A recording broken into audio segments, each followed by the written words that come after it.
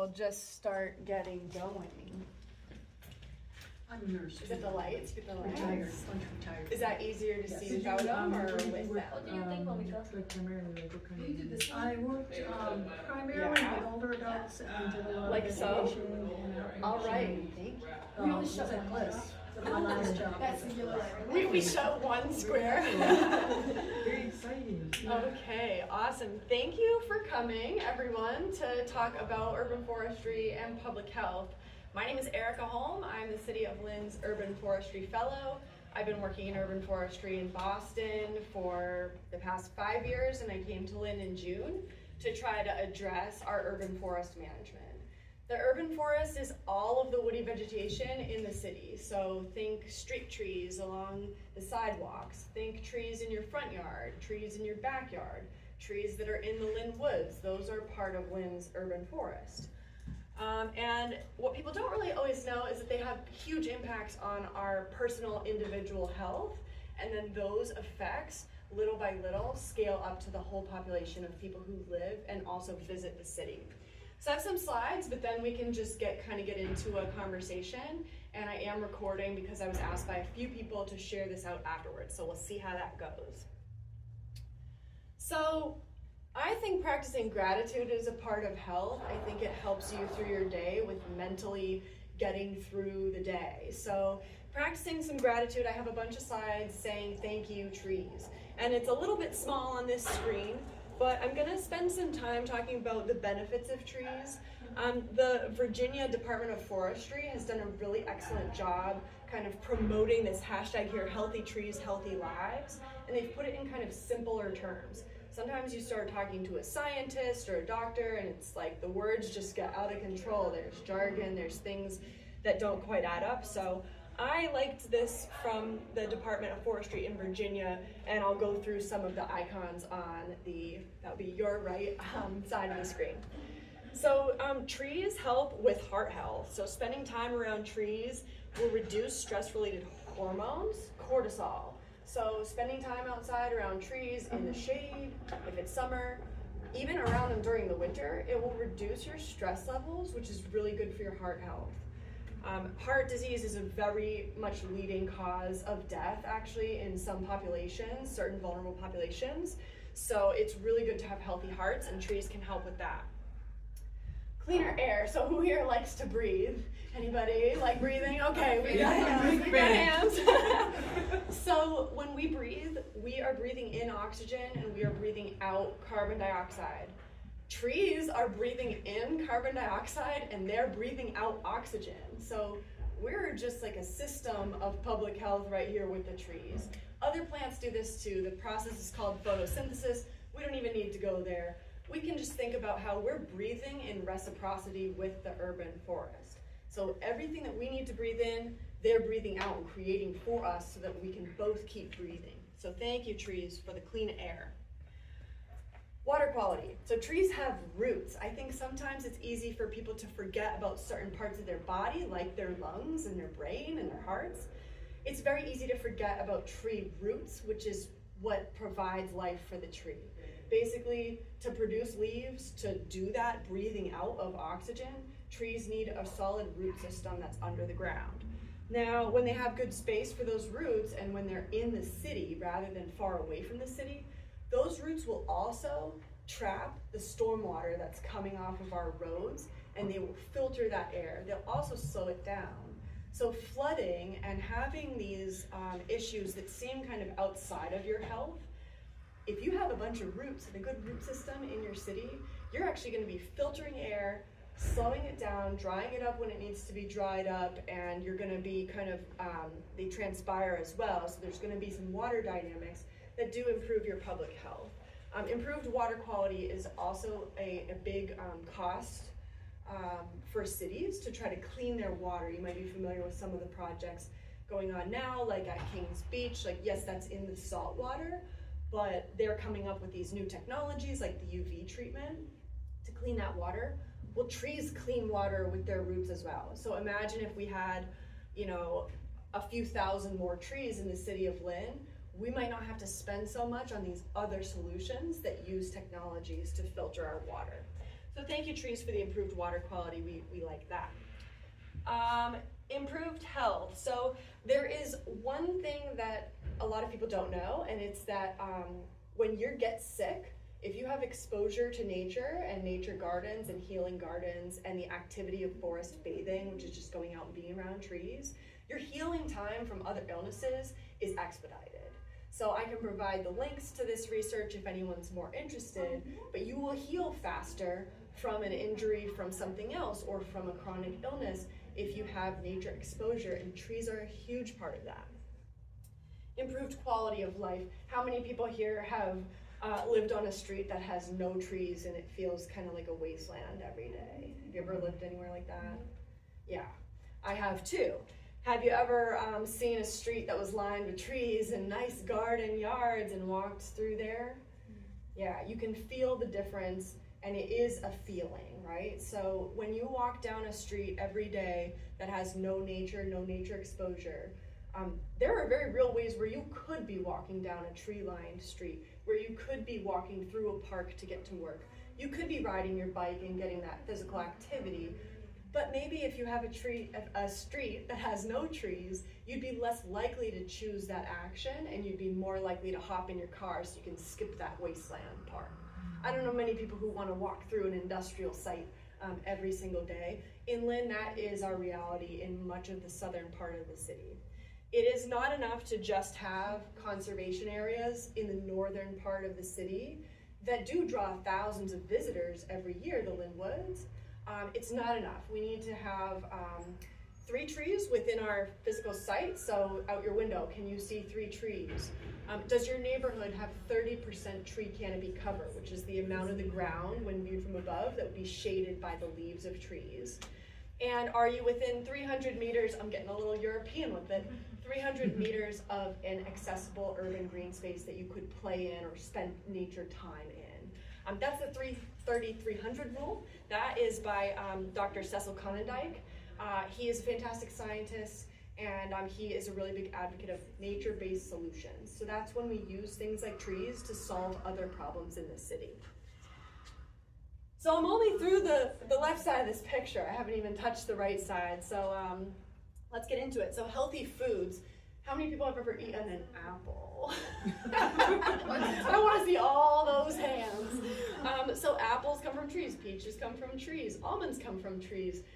Trees have a lot of food production capabilities. They also have historic health purposes. So ginkgo is actually a traditional, it's used by other cultures as a medicinal thing. And we have ginkgos in the Lynn Common. So trees can be food producing.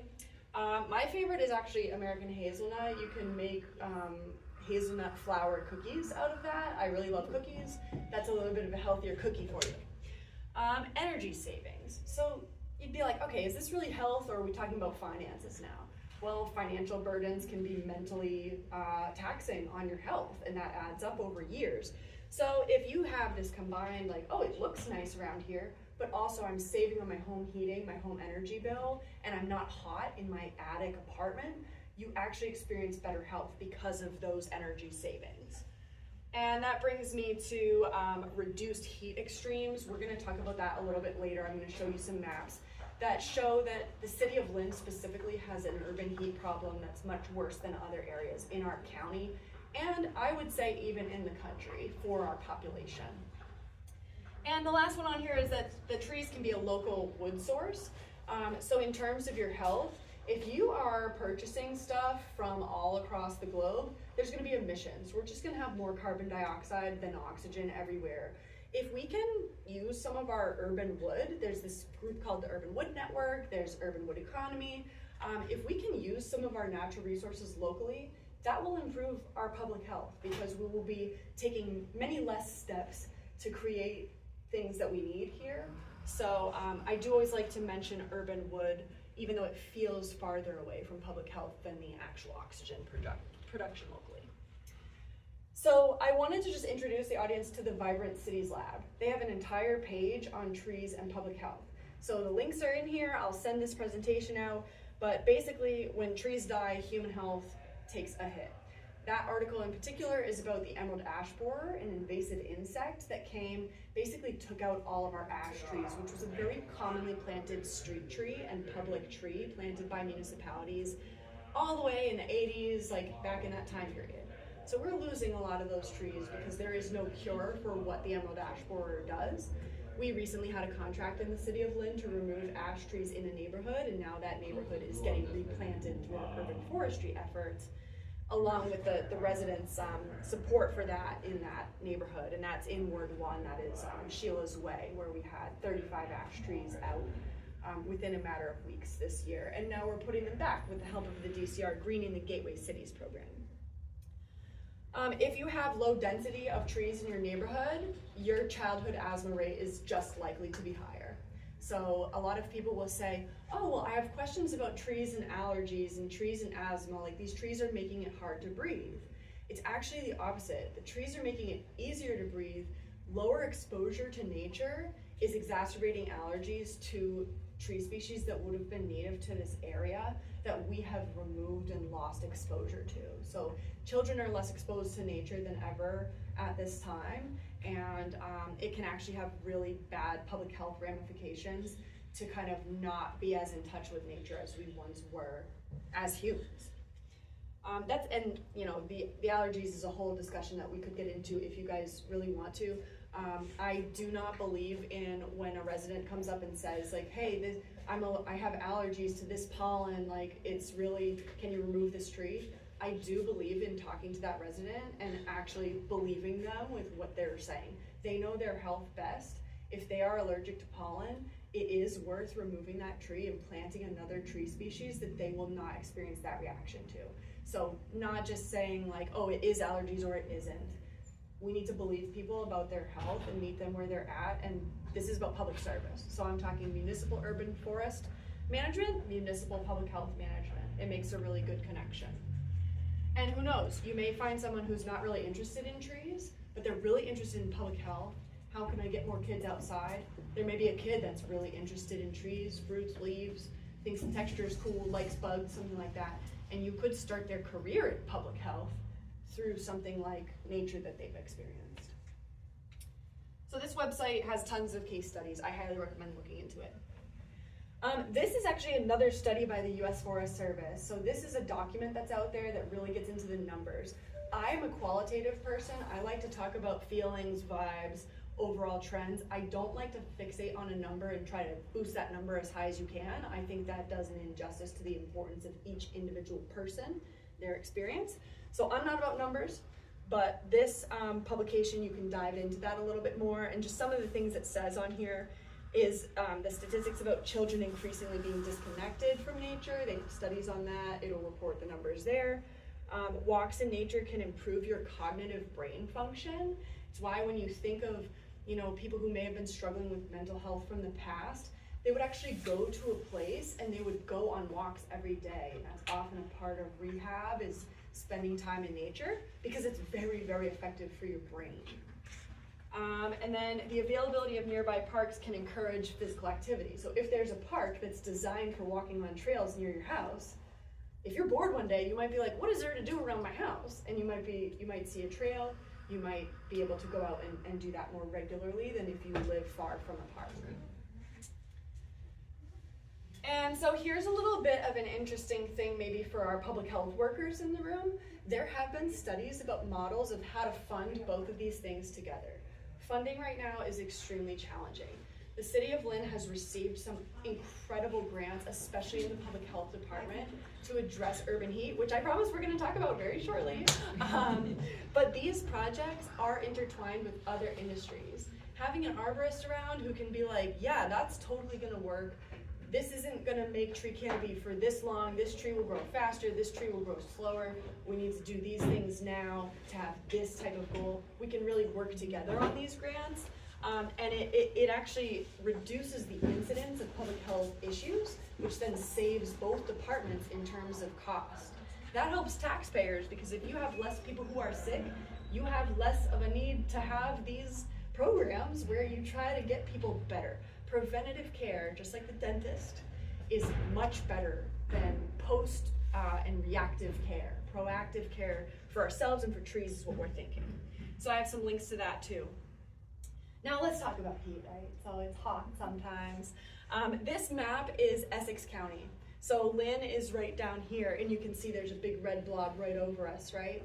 And then also Lawrence has a giant red blob. There's a little bit up in Newburyport. There's some over here in the Gloucester area. But really it's Lynn, Salem, Peabody, Danvers, Beverly, Lawrence, Haverhill. And these cities have things in common. These are our gateway cities. These are our places where we have had environmental injustice in the past. Trees have been removed, it's been heavy industrial, it's been low income, it's been highly diverse residents. And this is correlated with a loss of tree canopy, an increase in urban heat faster than other places of the region are warming. And heat has some serious health implications. We have heat deaths at an extremely high rate in this country. I don't know the statistics for Lynn. I think the public health department probably could look into that, and that would be fantastic to know, is how many avoidable heat deaths do we have? How could we solve that with urban forest management? But this is what it's like in the region. And when you think of Boxford, and when you think of Georgetown, and when you think of Linfield, you do think of more trees if you've ever been to those communities. So let's zoom into Lynn, right after I explained what's even on this map. That was my mistake. So on this map, the greens, oranges in the background, that's the percent of the census tract, which is the only data we have about people, is the census. That's the percentage of the census tract covered by tree canopy. So like I said before, you want to really have over 30% tree canopy in your census tract. So on that map in the background, you really want the color to be medium orange or lighter towards green. You can see that in Lynn we have medium orange and darker towards red, and that's all we have. We don't have any green in Lynn. That means that we don't have any census tracts over 50% tree canopy. None, not even one. I used to work in Boston. It's kind of similar there. They have urban heat island effect in like 90% of their census tracts. It's a really serious issue. But in Lynn, let's zoom in on those oranges and yellows. We have census tracts with 2% tree canopy. 2%. So the goal is 30. And these dark red areas are the Massachusetts Executive Office of Energy and the Environment, so the EEA. That's their 2018 to 2020 identified hotspots. We have extreme hotspots. And what do you notice about this map of Lynn if you know about Lynn? Is this where most of the people live, in this bottom part? Yes. Yeah. Any other observations about like where this heat is occurring, or any comments that you might have? It's very centralized. Like it's all one place. It's all one place. It's downtown. Brick and mortar and impervious surfaces. Brick, mortar, and impervious surfaces, exactly. So we have a very built up downtown.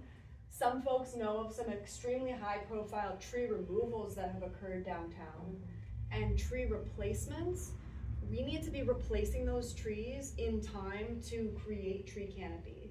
One tree planted does not equal 1% canopy increase.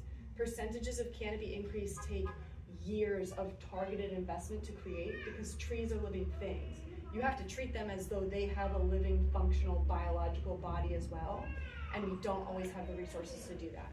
So the other things I would mention about these areas are, these are areas where our low-income residents are concentrated. These are also where our community health centers are concentrated. We are actually in one of these dark red areas right now. So we're not feeling the heat today because it's like 30 degrees in April, but we will be this summer, and we certainly did last summer. And experiencing this heat in the downtown, when you're walking around, it actually elevates anger levels. So there's studies about this, that when you're hot and uncomfortable and you can't get out of that sun because there's no tree to sit under, or there's no shade of another means, or there's no water park for you to go engage with a cooling natural resource, your anger level is going to be intensified, and you can have increased interpersonal conflict. Historically, you see that there was always spikes of urban violence during hot spells in the city. There's even the song, Hot Town Summer in the City, blah, blah, blah. Exactly. I'm just going to repeat for the recording. Thank you, Calvin. Sorry. No, go ahead. I'm just going to repeat so that I'm projecting really loud. So Calvin was mentioning that during hot summers, there's increased like incidences of violence, and there's even songs about that summer in the city. And you do have songs about inner city violence increasing during the summer, right? And that is related to heat. So trees can actually reduce violence. They can reduce how fast you're driving. Maybe you want to get out of that hot car. You're going to be driving faster. You might not be paying attention. You could be disoriented from a little bit of heat stress. So there's a lot of ways that we could talk about this. I'm going to move on from heat and try to get to our public discussion where we can kind of have a little back and forth. But before I leave heat, this fire was very hot, wasn't it? So I hope none of us actually experienced that. But we did have a 440-acre wildfire in the city of Lynn. It was in our Lynn woods. Now, what that did was that created some health hazards. If you were to go walking in the woods and there would be trees that are compromised because of the fire damage, if you were to be hit by a twig, that could be a health concern. We really don't have that many trees that fall apart and directly hurt individuals. The rate is so low and it doesn't match up at all to any of the benefits that I've described. So the risk of having trees is much lower than the benefits they provide. But during this fire, you can see we had some severe damage. This wasn't just us, this was across the state. And does anyone know what the major public health concern from the fire actually was? Smoke. The smoke, so air quality and the smoke. So in places that are very experienced with wildfire management, they know more what to do, and it's usually, the public health effects are usually poor air quality from structures burning. So the Los Angeles fires were completely different from here. We didn't have any structures burning. We just had trees, which was natural wood burning.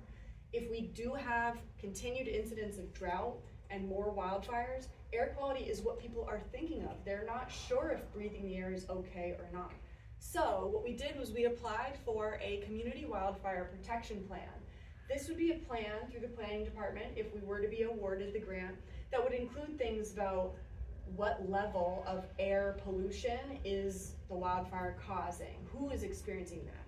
Do they need to act? What should they do? Our fire department did an incredible job, and you guys did an incredible job blasting out, kind of keep your windows closed, keep the smoke out of your house so that it's not concentrated within the walls. And we will be looking into the effects of wildfire on air quality in the future if we get this grant.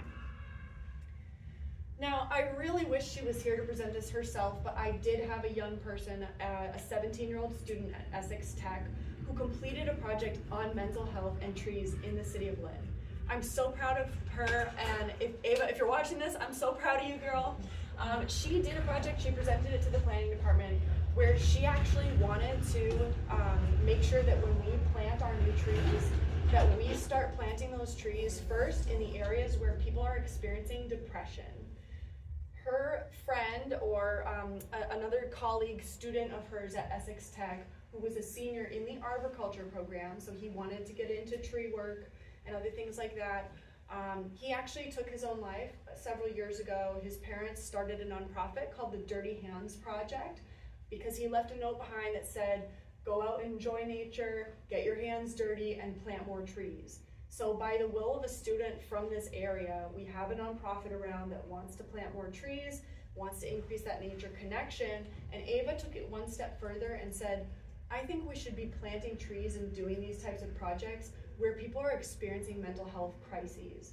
So she found this CDC Places data set, which reports on the crude prevalence of depression. So it is self-reported, but you can see that on this blue map, there are areas around our community health centers, which she also mapped, which was a great start, where if we plant trees there and focus there, we will be focusing on trying to improve the prevalence of depression in our city. Something that Ava mentioned is that the crude prevalence depression in Lynn goes from 20 to 25%. There's no census tract with 0. We have 20 to 25% crude prevalence of depression in all of our census tracts. We need more trees. And so this project, I've never seen a 17-year-old do a project like this. And I think the youth know about mental health, and I think that mental health is a very important part of our urban forestry program. So that will make it into our efforts in the future. It's also posted online, so you can view all of her slides and her recommendations directly. So here's my kind of takeaways. Community care improves public health. If we're all together, if we're all in this together, going out, getting our hands dirty, having these nice stories to tell about each other. For example, my friend Pam Chambers in the top corner, herself and several other constituents in Lynn saw me out there on that day removing a stump with a hatchet by hand from a street tree pit. Now, I'm not going to give, if we have the tree there and we have a place to plant it, and this resident has been requesting a tree and she wants to see something positive happening in the world, I'm not going to leave until we're done with that. So I cut that stump. It took me about an hour and a half out there, and I had some people walk by and say, you know, if I was you, I would leave this alone. This is just a ridiculous, this just looks, why are you even doing this? This is too much. I said, you know what, anybody else might leave right now and make an alternate plan, plant this tree somewhere else. But when I saw the joy that Pam had when people came out of their houses to give me water bottles and ask what I was doing, that is community care, and that improves public health because it improves your perception of your local neighborhood, makes it easier to live there. So all of these people in all these photos, especially the Roca kids, Roca Inc. is an organization in Lynn that supports youth who may be court involved, who may be exposed to gun violence, and it tries to cut down on that. So getting them involved in something that's not just picking up trash again, they get to learn about trees, they get to learn about roots, they get to plant this tree and they get to walk by with pride and say, hey, I did something in my community that improved it. And they might have a chance at a career in the outdoors. Now, if you work in the outdoors, tree people are happy people. I mean, you can't get them down, right? So I think community care is public health care, and I think urban forestry is a really wonderful place to work on that. So just inviting everybody to the Lynn Tree Committee, because my rock stars in the Lynn Tree Committee, you guys can carry this message forward. Everywhere you go, you can share this presentation. We'll post this online. The recording will be there. Please share this message or anything else that you learned today with your neighbors or your friends. And you can do that at some of these events. You can run into me again. You can get a free tree. You can help us plant at the 100 Bennett Street School administration building. You think of the big parking lot. We're going to plant some trees around there, and through that one planting for this Arbor Day, we're actually talking with the schools about how to redo part of the parking lot so that there's a nature play area, not just a fenced-in asphalt play area. And then the DPW, such hard workers in the Department of Public Works, they have spring cleanups that you can get involved in at the different parks. So that would improve those green spaces and make them more inviting for people to go on those walks that would help their health. So I just want to thank everyone. This is a photo from the Everett High School. We took this at the Elliott Resource Center, which is another kind of health and family support type of organization. This was just after work one day. One of the teachers had reached out to me to go in and talk about the career of arboriculture, and this was during Women's History Month. So we also talked about women in cool careers and building each other up.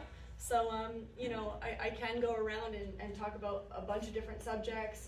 I would love to learn more about public health and how you guys see trees fitting into that. So let's go right into a public discussion. Does anyone have a comment or a question for me? Don't all jump at once. Susan, go ahead.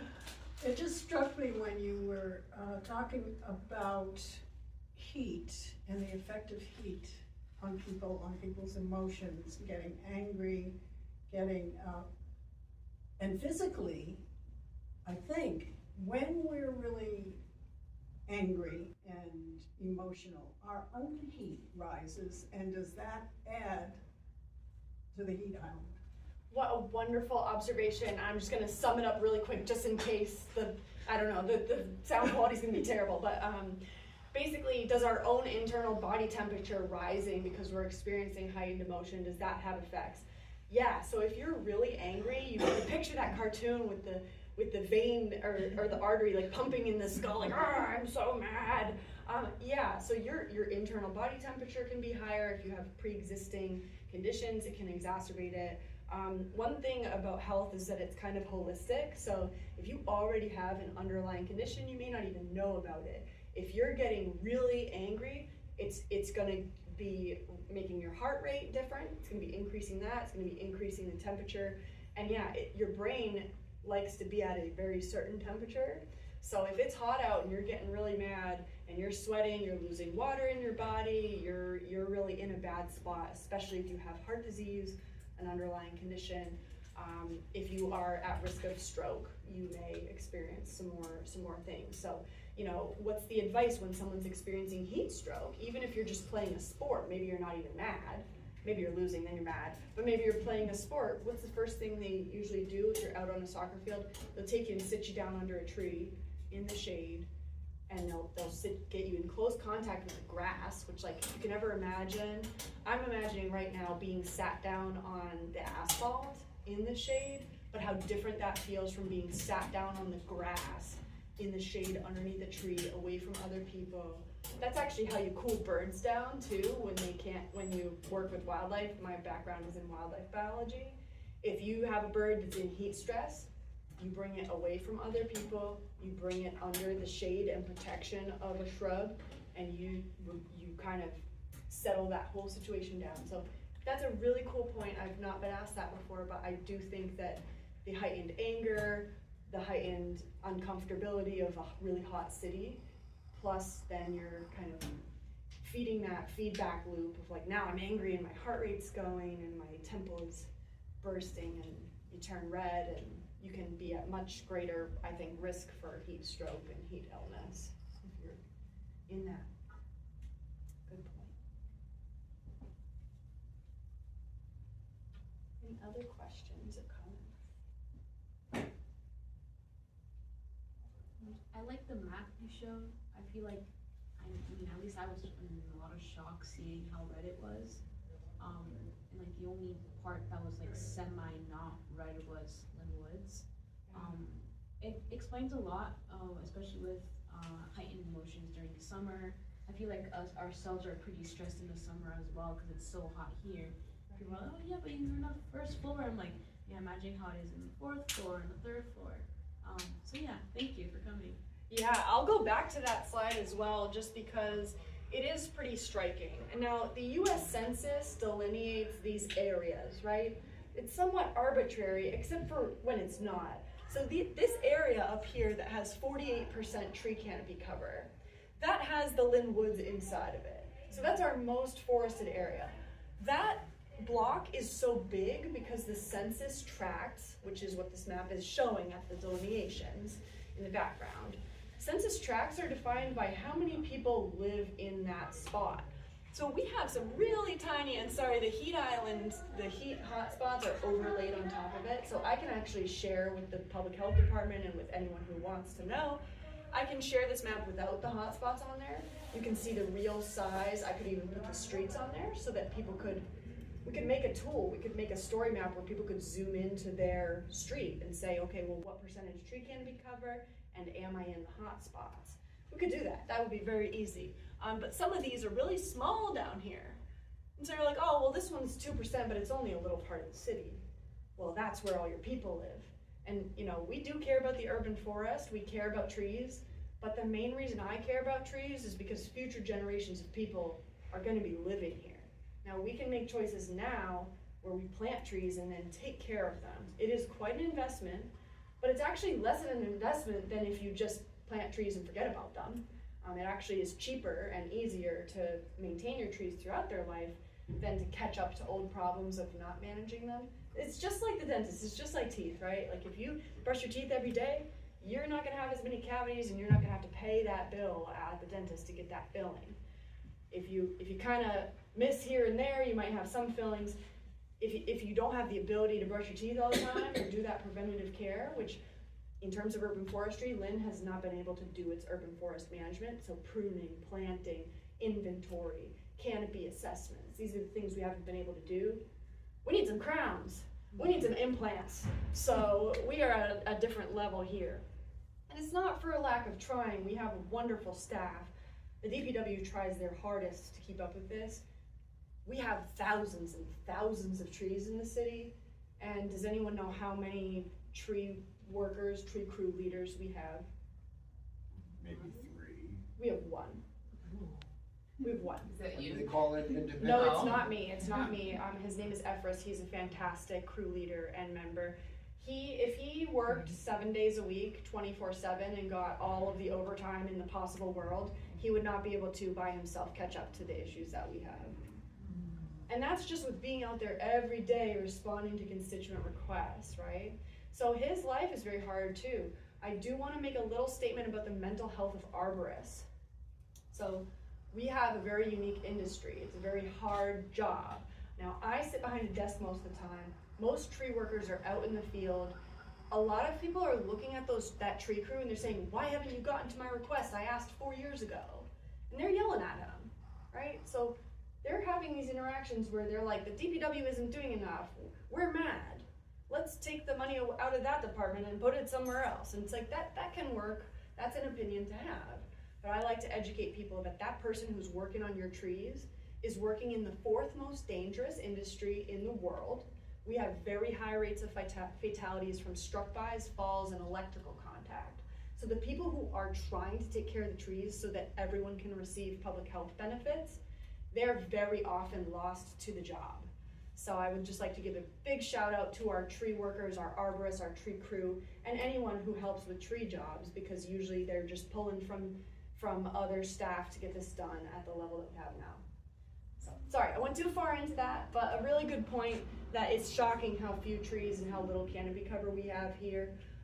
I know that overall the tree canopy cover in the city of Boston is around 27%. That is down from several years ago. They just wrote their first urban forest plan in 2022. I was part of that plan. They have very strong neighborhood advocates who want their neighborhoods to be at 30% from 15. Now we have neighborhoods with 2%. And like just saying, everything below this line is under 10%. So what Candace was saying with the concentration, everything in our southern half of the city is less than 10% tree canopy. So we need to do 3 times the amount of trees in those areas. We were gonna try to do that. We did have a federal cut to the program that I was gonna be starting here in the city of Lynn. So I'm really hoping that people will attend our tree committee meetings and carry this work forward, because it is very important. And thank you for letting me give this talk, because it kind of exposes more people to this, to our plight. We're in our plight era, but we are gonna keep going and try to change this around. I was also mentioning to one person before that I was just on a meeting this morning with the Essex County Community Foundation. They are starting a climate resilience coalition, and it's very, very exciting.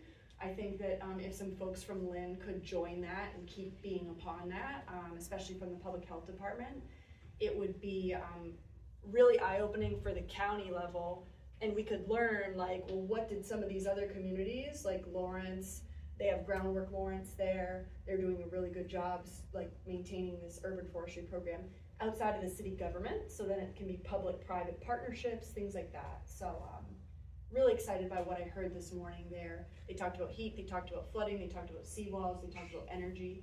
So if your interest isn't trees or hasn't been, it doesn't have to be, it can be other things as well. I just have a question in general and sort of a follow-up comment. Sure. You've been around in every neighborhood now, you've been talking to the neighbors, the people who live.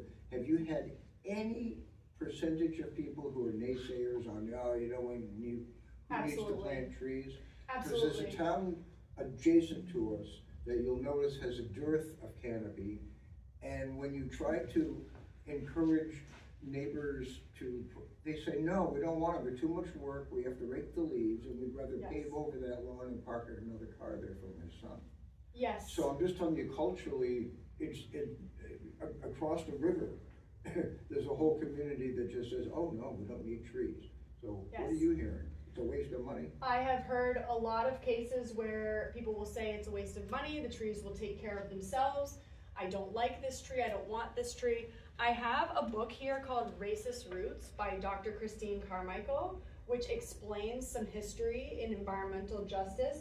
She did her research in the city of Detroit, and she did her research on why people would reject free trees, especially in low-income neighborhoods. Some of the reasons you mentioned are discussed in that research, so please look into it. My practicing belief as an arborist and urban forester is that we do need to meet people where they're at, there are severe issues that people might be dealing with every day. Like maybe there's an old tree where the sidewalk wasn't engineered to accommodate that tree. The tree is providing plenty of shade, but it's heaved the sidewalk panel.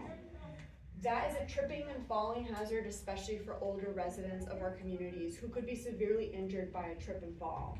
Now, there are solutions to that arborists and urban foresters already know about. We just don't have the systems and funding in place. You remove the panel, you pour some FlexiPave, it's a pervious surface, it helps with water, it eliminates the tripping hazard, it doesn't strangle the tree. We just need to design our hardscapes into softer scapes to eliminate that particular hazard. The raking is a big one. Now, something that's very controversial that I'm gonna say right there is, I do understand that you may not have the money to hire a high schooler to come rake your yard. You may not have the equipment to efficiently clean up your yard. A lot of cleaning up the leaves is a social perception, which can be tied to societal status and perception of status, which can be a social determinant of health, is if you feel like a loser, you're gonna have a harder time healing than if you feel like the rock star of the day. If you're the rock star of the day, you can heal from a lot of different things. And so if you don't have the ability to clean up your yard and your neighbors are saying, haha, they can't clean up their yard, and you don't have funding or the means to clean it up, or you are cleaning it up and you hurt your back, that's valid.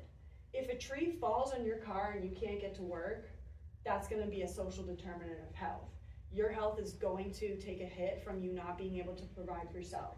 That does happen to some people. So I don't wanna say like, people who don't like trees are bad. They're not bad. What I wanna say is that I believe that we need to be thinking not about our own personal experience right now. We need to be thinking about other people in the future and their health, right? So you might not wanna clean up the leaves, but is not cleaning up your leaves worth 10 heat deaths in that neighborhood in the future? For some people, the answer is like, yeah, no, I really don't wanna clean up the leaves. And that's okay. It's okay for us to have different opinions. It's okay for someone to hate trees. If they spend enough time around me, they're probably gonna end up liking trees a little bit more than they did, or they'll have just better ammunition of how to say that they hate trees more. So I welcome people who don't like trees to still speak with us, tell us what they think. And some people who hate trees have very good ideas. So they're like, oh, the trees will just take care of themselves. We'll just get trees from the Lynn Woods, and why are we buying trees from a nursery?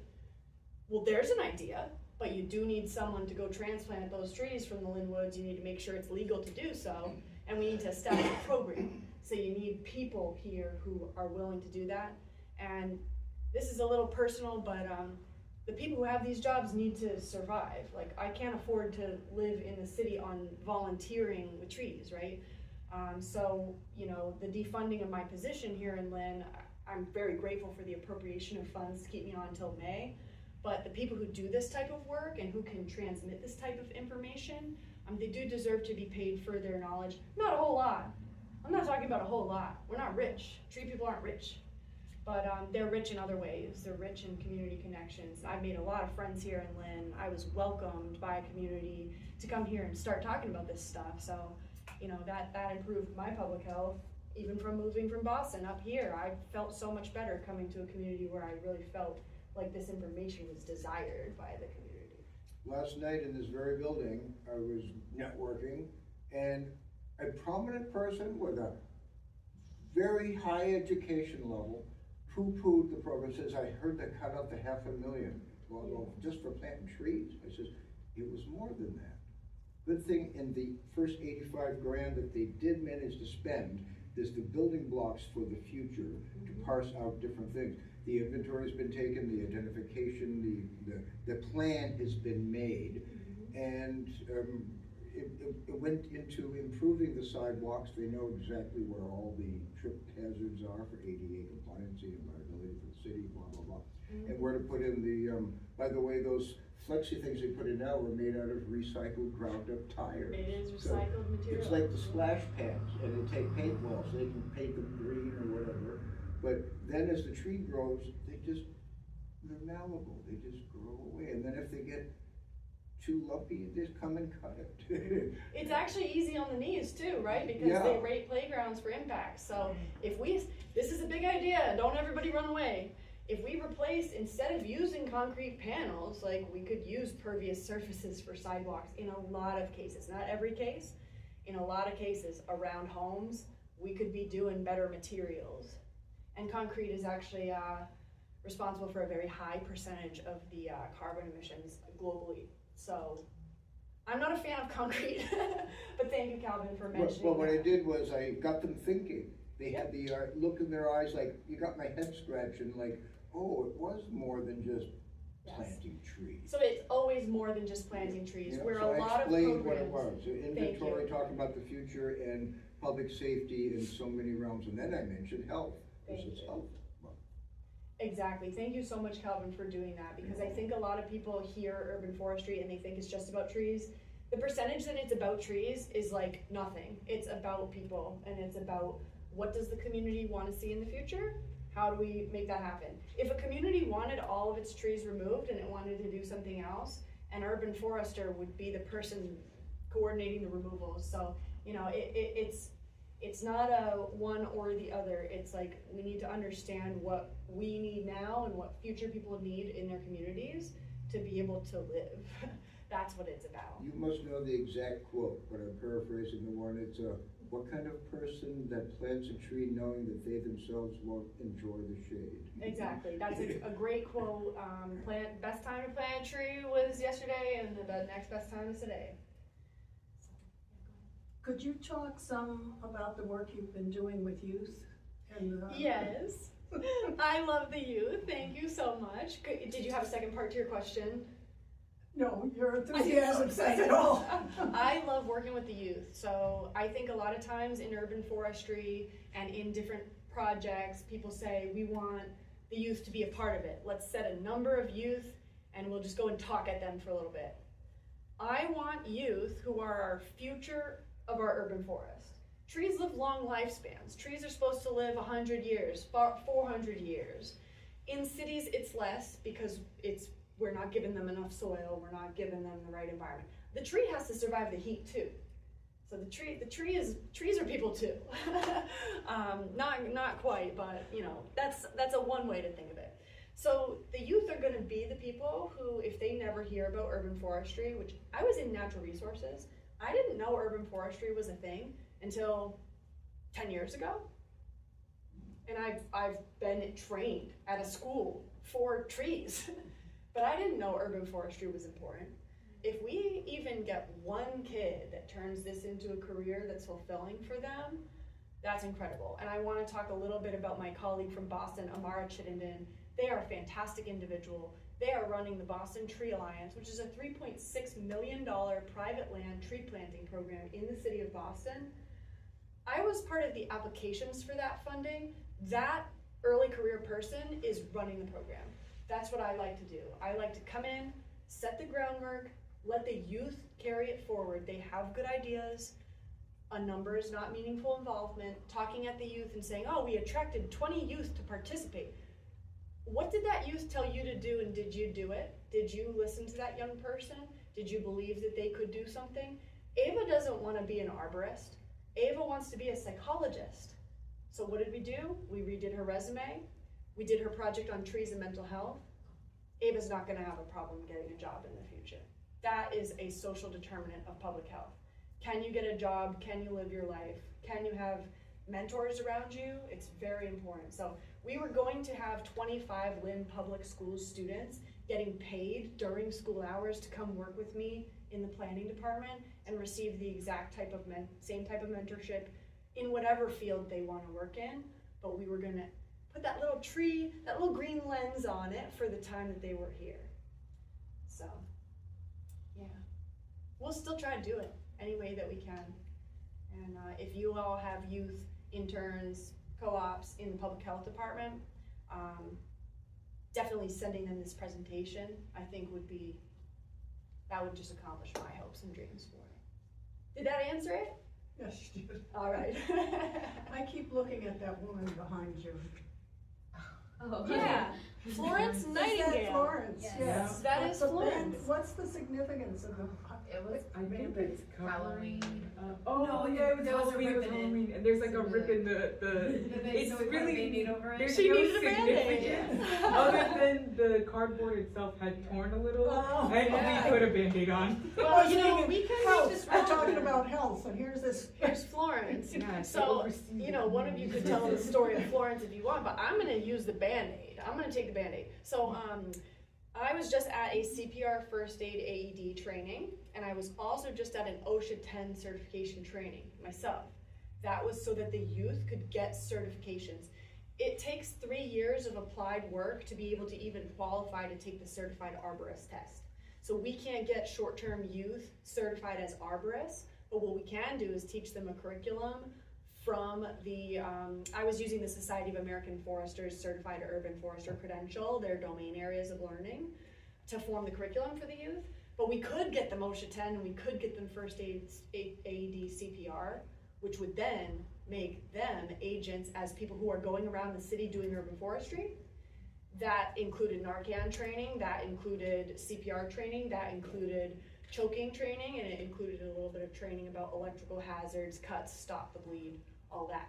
So urban foresters can also be community health people.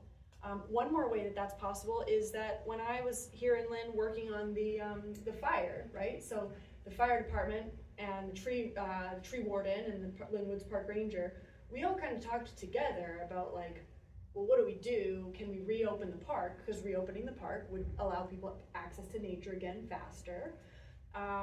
We talked about like what we could do and how we needed to do that safely. So, you know, if we're all around and we're talking to the fire department and we're talking to the public health department and we're talking to the police department and they know about trees and they know about these hazards, I mean, it saves lives to all kind of be working together. So, if any of you had choked during this, I would have been under duty of care and I would have saved your life. But you guys did a good job. You